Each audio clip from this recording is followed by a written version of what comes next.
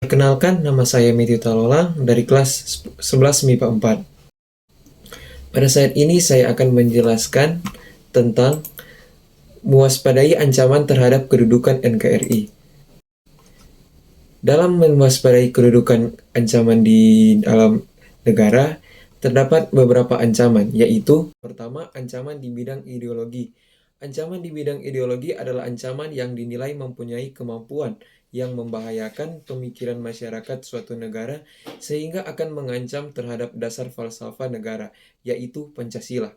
Terdapat kelompok-kelompok yang pernah melakukan pemberontakan maupun kudeta yang ingin menggantikan Pancasila dengan ideologi lain, seperti pemberontakan Partai Komunis Indonesia atau PPKI pada tahun 1948 dan 1965 yang ingin mengganti Pancasila dengan ideologi komunisme, dan pemberontakan DI atau TII, yaitu Darul Islam atau Tentara Islam Indonesia yang ingin mengubah ideologi Pancasila dan membentuk negara Islam Indonesia. Ancaman yang kedua yaitu berada di bidang politik. Terdapat ancaman di bidang politik yang bisa terjadi di Indonesia, yaitu yang pertama, korupsi. Korupsi akan menghambat peran pemerintah dalam menjaga stabilitas ekonomi dan politik negara. Yang kedua, gerakan separatisme. Separatisme adalah gerakan untuk memisahkan diri dari negara untuk mendirikan negara sendiri.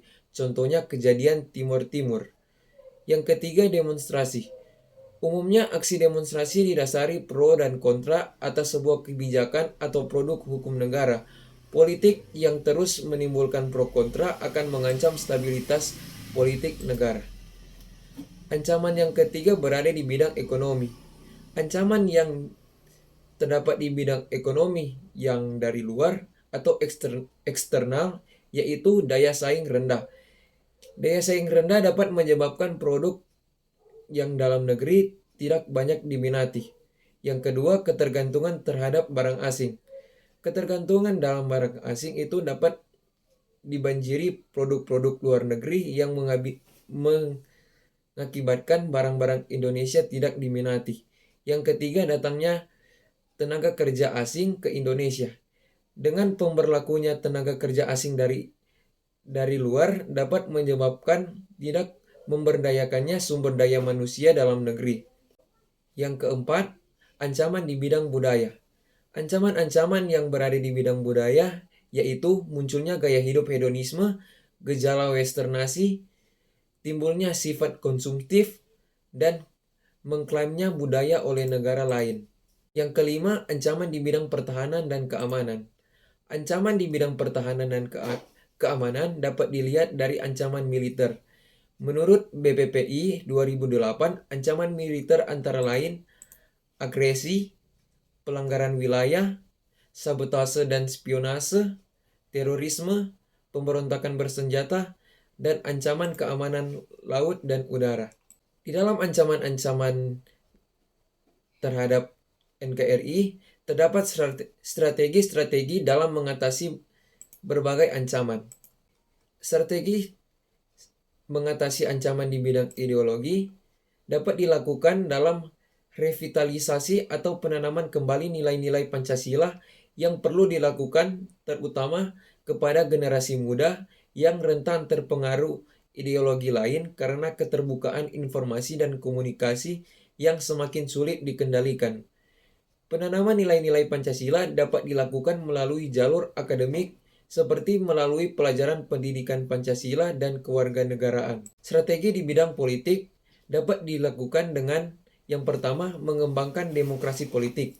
Yang kedua, mengaktifkan masyarakat sipil dalam arena politik. Yang ketiga, mengadakan reformasi lembaga politik. Yang keempat, memperkuat kepercayaan rakyat dengan menegakkan pemerintahan yang bersih dan berwibawa. Yang kelima, menegakkan supremasi hukum. Yang keenam, memperkuat posisi Indonesia dalam kancah politik internasional.